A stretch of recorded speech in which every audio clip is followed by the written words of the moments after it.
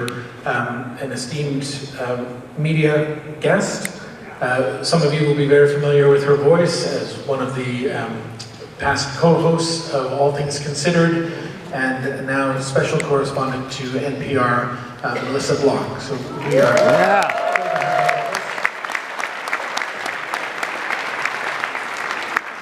And she is here, obviously, to interview our guest speaker and keynote interviewee, an icon in music, a legend within the civil rights movement, and someone who has countless awards and albums, and including the top honor in the US from the National Endowment for the Arts, National Heritage Fellowship.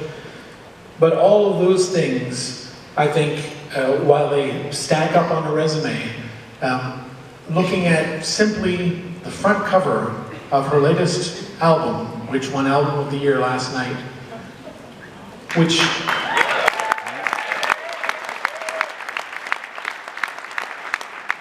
features on the front cover 5 young children looking through a fence to a field that they're not allowed to enter. 5 young African-American children looking through that fence. And all of the ways that that image ripples out into all of the conversations happening today, nationally and globally. Her work today is as relevant as all of the awards and all of the albums and all of the legacy of that work. So it's an honor for all of us to have her here. Please welcome both Melissa as our interviewer and the one and only Mavis Staples.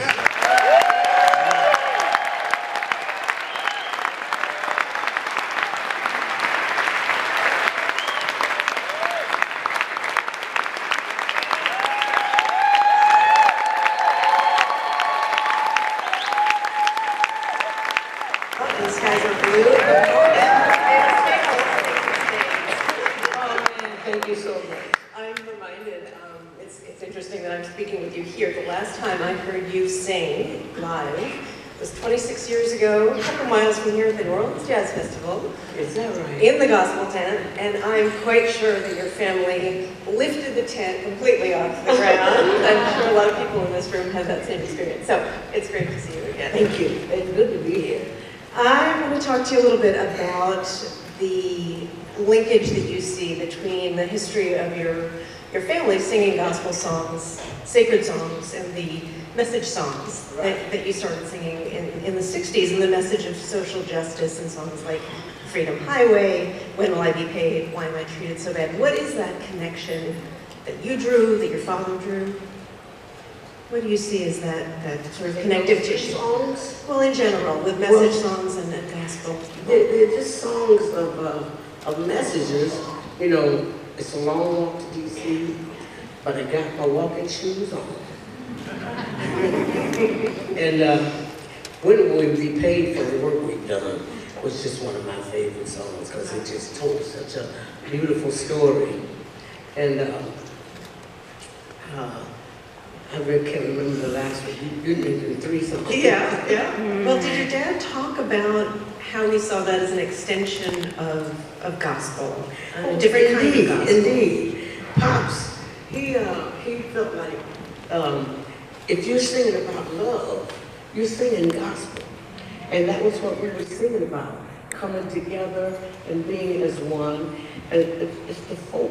When we first started going to folk festivals, we didn't know anything about folk music. We learned quickly. It was so beautiful. You know, we got there and we saw the flower children, and we saw all the love signs, and everybody was talking about love. And we heard songs that Pop said, you know, we can sing that. You know, because we didn't want to get too far from gospel singing. Yeah. But if we heard something that was talking about love and coming together, we felt that was gospel. Yeah.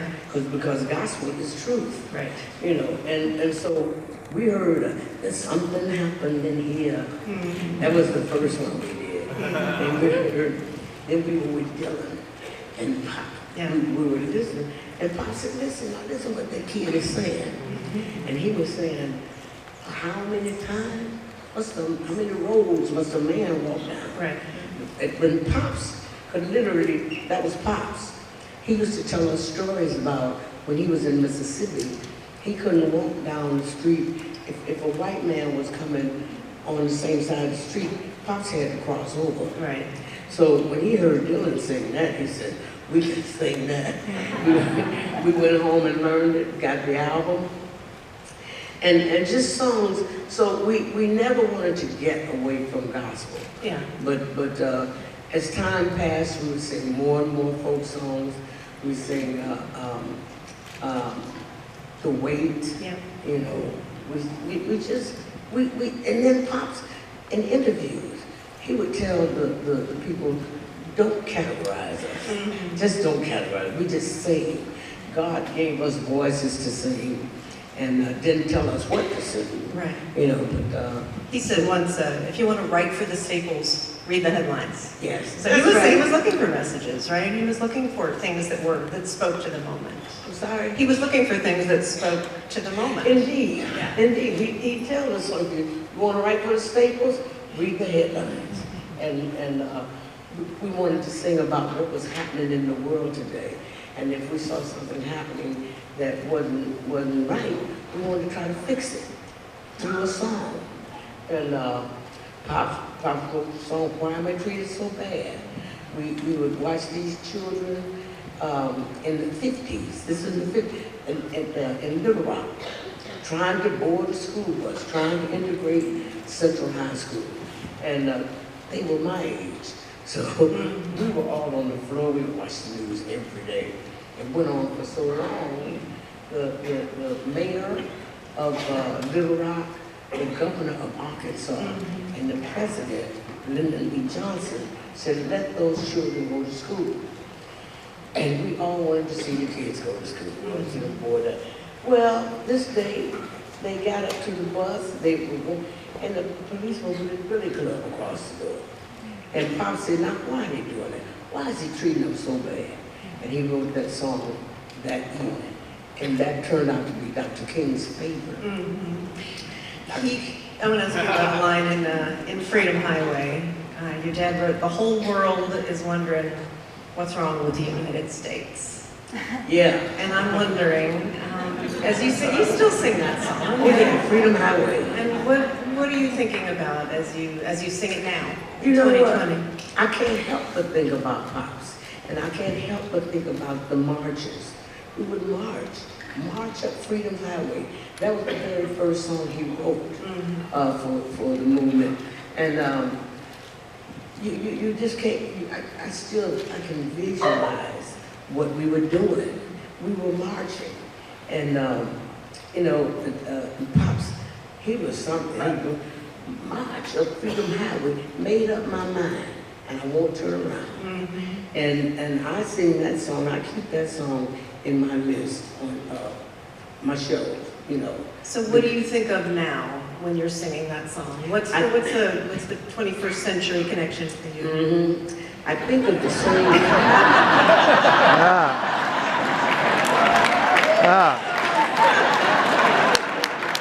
Yeah, makes being polite here. I know I'm an old girl.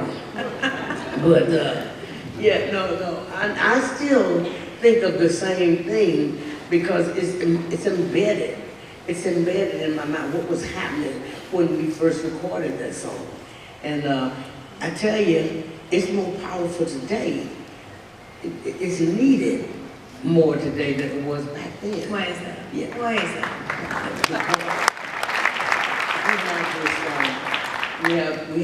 We have a person who has given rebirth to bigotry. You know, it's a brand new to some people. Yeah. What you call them? What you call the young kids? The Millennials? Millennials. You have the millennials. It's new to them, but some of them are little flower children, and some of them aren't. You know, so when I see when I see the news that reminds me of the 60s, that takes me back to the 60s, I just shake my head and I start talking to Pops.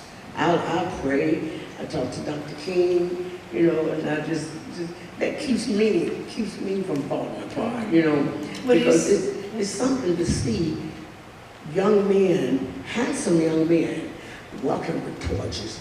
You back in the day, the people that were marching with torches looked the part. They looked like they should be marching. But today, these young men were handsome guys, you know, and they looked like college students. They didn't look the part. They didn't look like evil people, you know. So I don't know what to expect. When you say you talk to Pops, what do you tell him? What are you thinking? I tell him, I say, Pop, do you believe this is still going on? And does he answer you back? Does he answer you back? Yeah, he tells me, Mavis, you just keep on saying, you keep on doing.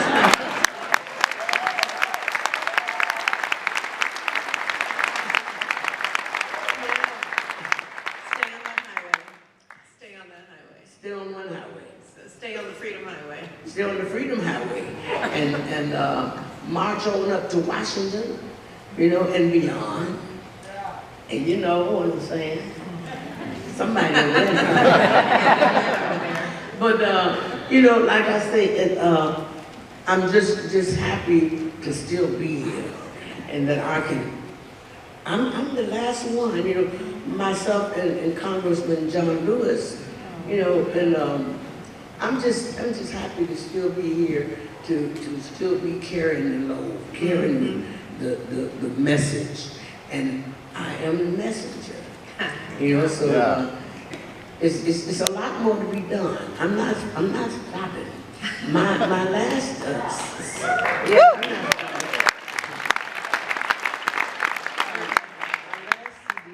it's called We Get By. And there's some songs on there that Ben Harper wrote for me. You know, I said, Ben, you must have been here back in the day. He said, Mavis, I know what it was about, and I know what you're about, and I know what kind of songs you need to sing. So he wrote around me. He wrote the songs around. But I have so many songs that I wish I could sing them all on one night, but it's not enough time. And then Oh, I think everybody has time. They would wait. I want to take you back to when you were traveling with your family in the South, in the Deep South in the 60s, coming from Chicago to a very different world. And what kinds of things you encountered on the road that just really took you back, that you weren't prepared for? Or did Pops prepare you for what you Well, he did. Pops did prepare us. You know, when we started singing, we were little kids. We were stair steps, you know. And Pops, our record was hot in the South first. And so people started calling us to come down. And Pops set us down and he told us, he said, all right, now, you all, we're going down to Carolina. We're going down to Georgia, Alabama. Everybody don't love you. Everybody don't you have to be very careful. And if you go in the store, just get what you want and leave. And my sister said, Daddy, do we have to say yes, ma'am? He said, you just say yes. You know, whatever they ask you, just say yes. But we were pretty bold because Pops was bold. So we took after Pop. We went in a store in Jackson, Mississippi. My sister and I, we saw these shoes that we wanted to sing in, and they were silver pumps. So we go in, we let our sister Cleety be our spokesperson. She was the oldest. And so Cleety went in, and Cleety said, we'd like to know if you have these shoes in 3 different sizes. And she gave the lady the sizes. And so the lady came back out with the shoes, and Cleety said, okay, we better try these on. And that's when she said, oh no, hon, if you want to try them on, you have to go over behind that curtain. And we looked at the curtain. It was an old raggedy crocus sack. They had torn this crocus sack bag and hung it up some kind of way. So Cletus said, oh no, we can't take these. And that's when the lady said, y'all ain't from here, are you? And Cletus didn't make it no better. She said, yes ma'am, we're from here. We've been living here all our life. To say. So you all can just be ready. I will be right here with you. I ain't going nowhere. I'll be singing.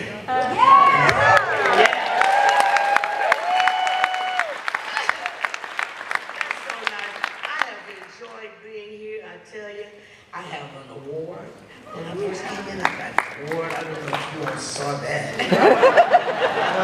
But I had to cook it close because you tried to take it, didn't you? No, that was another girl.